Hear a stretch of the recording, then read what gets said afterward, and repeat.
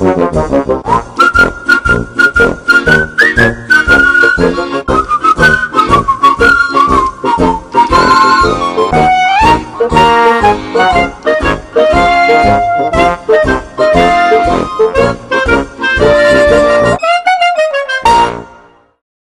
would like to talk about what we carry within us. We have stories to tell. Yeah. Not necessarily we tell them all to everybody. Some we do, some we hide, some we have forgiven, some we have forgotten, some we haven't forgotten nor forgiven. And we just keep pushing them down, further down, because Yeah. thinking about them makes it really hard to bear. Oh, And yeah. it's very painful, right? Yeah. Yeah. When I say the word forgiveness, what comes up for you? Hmm. What came up for me quite literally was somatically. It starts in the hips and it comes up to my shoulders, to my chest, and then kind of lays in the throat. And initially it really is more it's difficult to explain, but I would say it starts in the soma and then my brain tries to go to work on it and say, what exactly do we have or do we want to forgive? And I think what's interesting there is that the soma is just kind of bringing it forward. And it's almost as though the brain needs to do something with it in order to make sense. But if I just verbal process with you and I just think about what is not necessarily think, but let the soma inform forgiveness for me, it really just comes in letting and releasing. So the permission slip is the visual that kind of came to mind, giving ourselves the permission slip to not carry such big burdens anymore. And forgiveness is, at least what came forward was, it's not necessarily having to be a two-way street, which I find a lot of the times we struggle with, needing to have it be a collaborative experience. But for me, it was more so the body coming up, releasing, asking to be unburdened, and having that permission slip to be vulnerable and to forgive yourself, forgive others, and forgive those who might come in your path. And I think that that takes a lot of vulnerability and courage to be able to forgive, because it's not a one and done, it's a process. And I think it's very human of us to try to forgive and to struggle with that. Why is it so hard to let go? The, I somebody I'm going to tell you a story. Somebody asked once, imagine you have a feather in this hand and a big rock in this hand. Which one do you think it's harder to let go of? And when you think about it, you can just literally let go, right? Whether it's super light or it's super heavy, you can just let go. It's very easy to say, just let go. It's so easy, but doing it, why do you Very. think we struggle so much at some of us hold on to the pain and trauma because that's the only way that will keep us attached to those people or those circumstances that we held dear to us once. Yeah. But it doesn't serve us anymore, that circumstance. Yeah. And what would you think would be the hardest thing about letting go and not being able to just let go? Mm. It's a wonderful question, and something that I find myself continuously fascinated by myself, genuinely, because I have had so many conversations with individuals on that end of before, I'm going to call it before letting go, because that is the scary part, right? Doing a lot of the work that I do in the world with trauma survivors, and I say that very conscientiously, because those who choose to unburden themselves and embrace what was and what happened to them and then cross the chasm, I call it the leap of faith. I have a growth journey as like a digital asset that I use with clients. And it's, imagine yourself trekking up a mountain. And there's one part of the mountain where you're standing on one side. It's like very classic, having to leap about 2 feet to the other side in order to continue the journey, continue the trek. And I think it's so synonymous to what we experience as human beings, which is that scary part where you're peering over the ledge. And I think that that's where us humans, we peer over the ledge and say, I don't know about that. Number one, it's scary to leap over what is unknown, right? What is the gap? What is the chasm? Which I think that represents that chasm of the levity that comes with being able to have the courage to leap forward. And that's where bravery and vulnerability come in, because you have to be brave and vulnerable within yourself to be able to have the courage to leap all the way over. And that leap of faith is really scary. And when you're holding as a human being all these memories, all these experiences, all these things that activate you and create this sense of meaning of who you are, and you have to jump over, you choose to jump over into that other side, which then continues the trek of your own growth journey.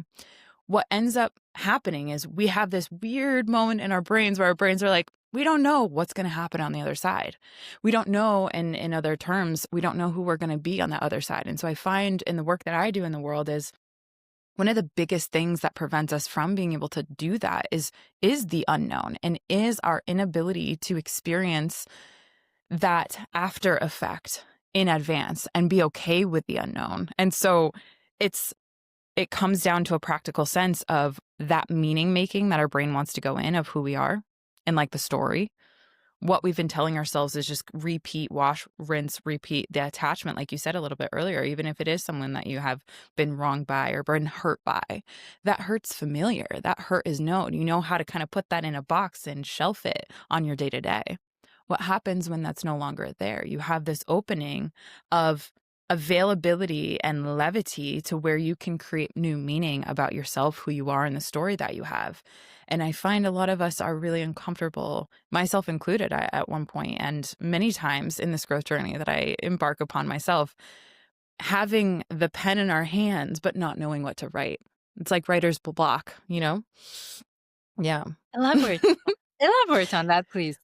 Well, I hear a lot of writers and authors, they will sit down and try to write the next verse or the next story or the next chapter of whatever it is that they're convicted to write about. But then you sit down, and because there's a little bit of that force, right, which is synonymous, like, I want to let this go, right? Or at least that's the story that I'm telling myself. That's like the writer sitting down with their pen, with a blank sheet of paper. That blank sheet of paper is the story that you can write about yourself after you release, after you let go. And I think that blank sheet of paper is overwhelming to our central nervous system because we don't know. And that uncertainty is like writer's block. It kind of freezes our central nervous system up. Whereas in contrast to that, what I find is when individuals have a little bit more of certainty. So let's say, for example, you're sitting down and, like, to run with that writer's analogy, you have your pen and you have a guide that is on that piece of paper. For example, journaling prompts, right? Let's talk about like forgiveness. If there were to be a journaling prompt right in front of you, who could you become if you were to release yourself of that burden that you carry through forgiveness? Something like that. The brain goes to work. The brain starts to create meaning. The brain begins to open herself or himself or theirself up to a story. And I think that that's where that openness, that leap of faith, when you can have a little bit of that, that brings the certainty and that kind of busts the writer block. And the writer's block allows you to move into some level of certainty that releases that pressure. I find back pressure of just let it go. The last thing that I'll add to that is that a lot of us struggle with forgiveness because of the fact that, and I've heard this from many clients, Jada, so these aren't my words, these are clients' words. If I were to forgive, let's say, this person or what happened to me or what I experienced, what I went through, that means I agree with what happened. And for many individuals, that's where that burden lies because, and I know you and I have talked parts in IFS a little bit, if we were to accept or if we were to forgive, because forgiveness and acceptance, I think, do go hand in hand, a lot of unconscious meaning then gets made upon us and says that we have to agree with what happened, which means we do the big old stamp of approval that that was okay. And forgiveness, when we understand that we don't have to agree with what happened, we don't need someone to let us forgive them or let us carry that burden. We get to have control, we get to have certainty, and we get to embrace this level of acceptance without necessarily agreeing. And I find that for our parts that do get burdened, that lets them to release themselves of this, oh, okay, so you do know what happened to us, what's hurtful. You do know that caused a lot of pain and sadness. So this letting go doesn't just become this tornado through your central nervous system without acknowledging the hurt and the pain and the suffering that it experienced. Very well said. We are brought up with this idea of forgiveness equals reconciliation. And sometimes reconciliation is not possible, Yeah. but Yeah. forgiveness, that little idea of, oh my God, I don't want to, if I forgive, so I'm not going to forgive. And then we keep hurting ourselves by not forgiving. Right. Right. And the cycle goes on. Yeah, I find that a lot. I find that a lot. And the other thing that just came up that I want to share, if that's okay, is really recognizing that we sometimes have parts that want to keep the cycle going, that get addicted to the cycle of not forgiving. And that's one thing that can be really difficult for us to look in. So for example, if I have a client that just came to mind. She's the partner that she saw, let's say, 2.5 years ago. 2.5 years ago. And there's still a part of her that is really struggling to accept what role she played in the hurt and the challenge that she experienced. For example, still wanting to talk to this person even after there was disrespect that ensued. There was um, a degree of unfaithfulness, right? And to the extent where it really hurt her. And yet she still biochemically was in love with this person and still would speak to him and still would connect with him, even though they had separated. And fast forward 2.5 years later, she still holds this resentment, this contempt towards him. And when we really got underneath that in some of our work, she actually was able to kind of look in that mirror and say, Emilia, I'm actually really resentful and I hold contempt towards myself because I'm the one that allowed that to keep going. I very well can decide to let go, to forgive, to give myself compassion and grace.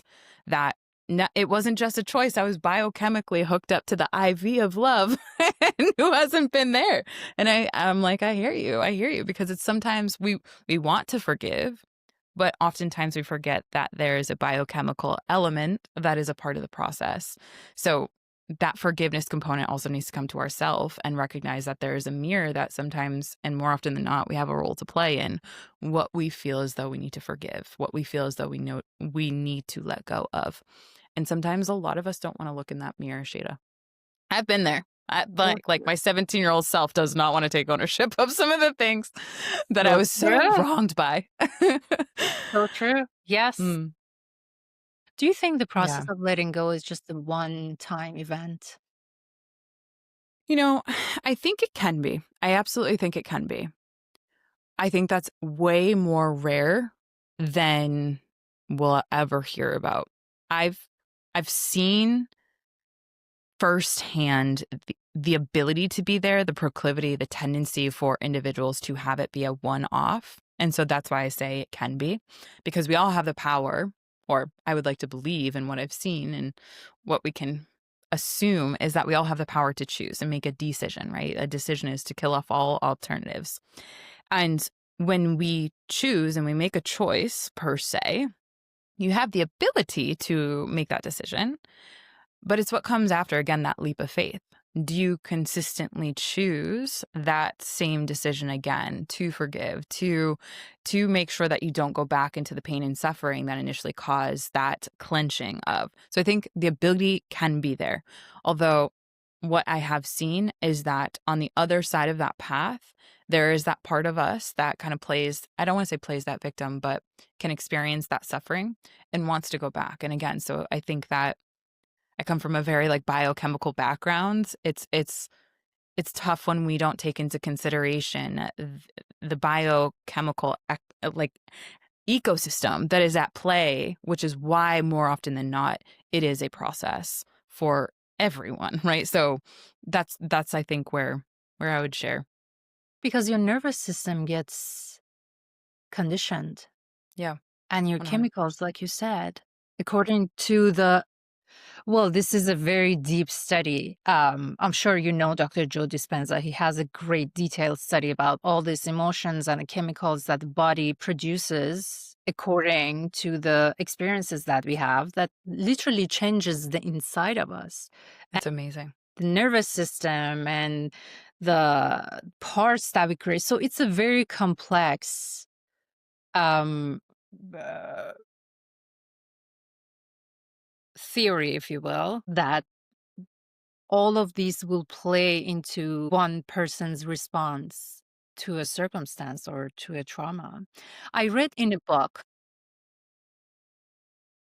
by Gary Zukov. His Mm. book is called The Mind of the Soul. He has written a lot of amazing books, and this one was about how one can change their own responses towards the circumstances, and Ooh. especially about the parts that we talked about in IFS, internal family system. And this was really interesting to me because my question always was, okay, if I experience some sort of a trauma, that I create this part that is now my protective part that I carry with myself in life. And every time the same or the similar trigger will happen to me, that part comes up and starts protecting me. Yeah.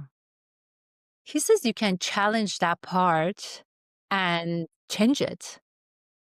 And I always wondered how in the world can one challenge a protective part that has been protecting them for years and years? How do you challenge a part like that and change their roles? Whoa, that's such a great question. And Elaborate I, this. this was something that I fell in love with as well when I started reading about the IFS theory. And I recognized that I wasn't the only person that had multiple minds.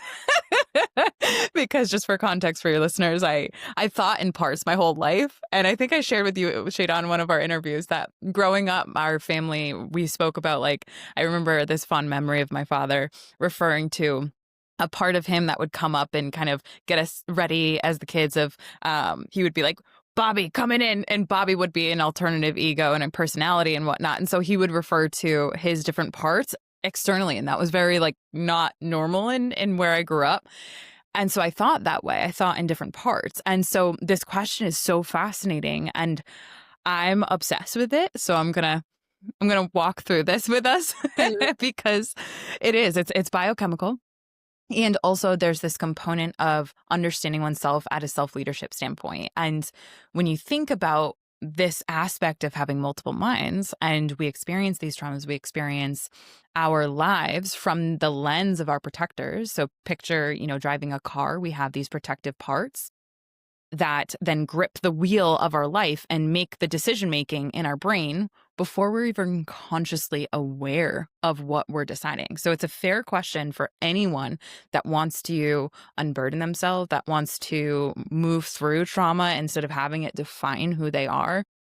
And even just the very curious individual who's like, wait a second, I got that much control? It's like, yes, we do. And it's a matter of embracing that and understanding the process. So the first thing that I love to go into from a practical standpoint is recognizing what the current research does share about our thoughts, because oftentimes we don't really throw in the math in here in these conversations. And so I just feel very compelled to do so. So when we think about how many thoughts we have per day, right? Think about the brain as a machine, for example.